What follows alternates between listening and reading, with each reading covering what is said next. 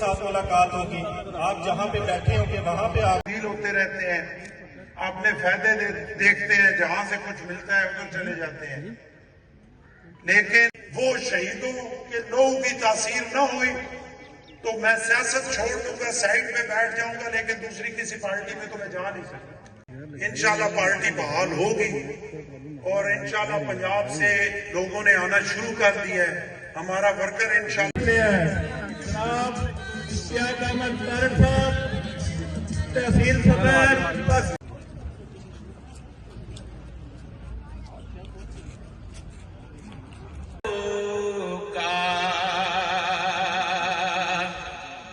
बंदगी